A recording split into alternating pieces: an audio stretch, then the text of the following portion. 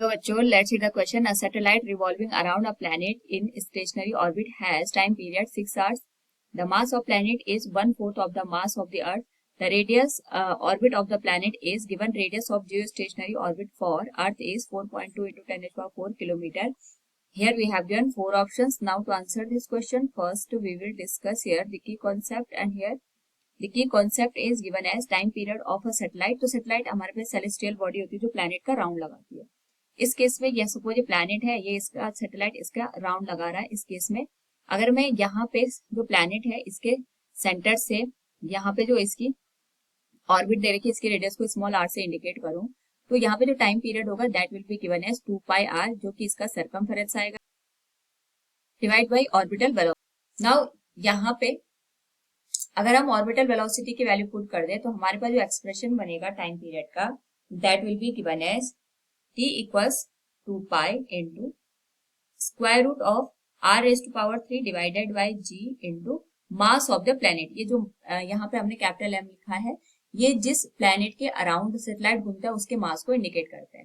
अगर हम यहाँ पर देखें तो 2π हमारे पास कांस्टेंट है, g भी हमारे पास यहाँ पे कांस्टेंट है. तो यहाँ पे जो टाइम पीरियड और मास का रिलेशन है उसको हम कुछ इस तरीके से लिख सकते हैं. t is directly proportional to r raised to power 3/2 divided by m raised to power 1/2. Time period mass के जो प्लैनेट है उसके मास के इनवर्सली प्रोपोर्शन में आता है और रेडियस के डायरेक्टली प्रोपोर्शन में आता है. रेडियस की पावर 3/2 और मास की पावर 1/2. तो सीधे हम इसका यूज करेंगे इस क्वेश्चन में, क्योंकि दो कंडीशन दे रखी है यहाँ पे हमारे पास. एक तो अर्थ के लिए हम कंसिडर करेंगे, दूसरे गिवन प्लैनेट के लिए. तो क्वेश्चन में दे रखा है satellite revolving around a planet in a stationery orbit has time period 6 hours. The mass of the planet in 1/4 of the mass of the earth. The radius of the orbit of the planet is, मैं यहाँ पे जो planet है इसकी radius को find out करना है. तो हम यहाँ पे एक तो हम अर्थ के लिए कंसीडर करेंगे टाइम पीरियड, दूसरा जो गिवन प्लैनेट है उसके लिए कंसीडर करेंगे. अर्थ के लिए यहाँ पे हम जियो स्टेशनरी सैटेलाइट को कंसीडर करेंगे जिसका टाइम पीरियड 24 आवर्स के बराबर होता है.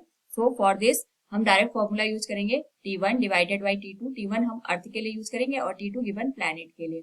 तो this will be given as R1 divided by R2 whole raise to power 3/2 और मास का यहाँ पे हम रेसिप्रोकल वैल्यू लेंगे.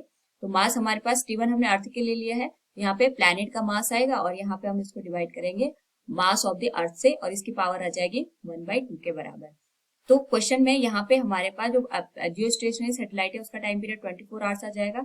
T2 की वैल्यू 6 है.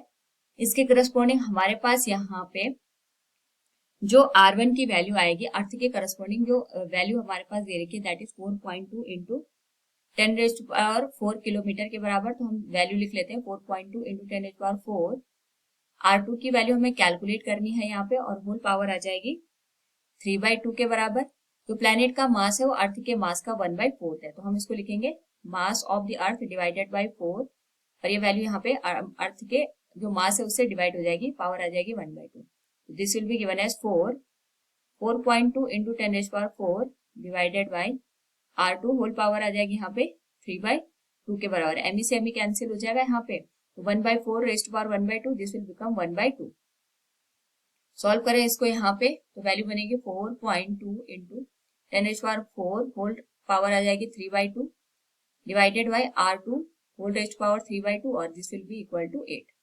नाउ यहाँ पे अगर हम दोनों साइड स्क्वायर कर दें तो हमारे पास यहाँ पे जो गिवन वैल्यू है इसको हम इस तरीके से रिप्रेजेंट कर सकते हैं. यहाँ पे पहले हम स्क्वायर करेंगे तो ये वैल्यू 64 आ जाएगी and this will be given as 4.2 into 10 raised to power 4 power आ जाएगी 3 के बराबर and this will be R2 raised to power 3.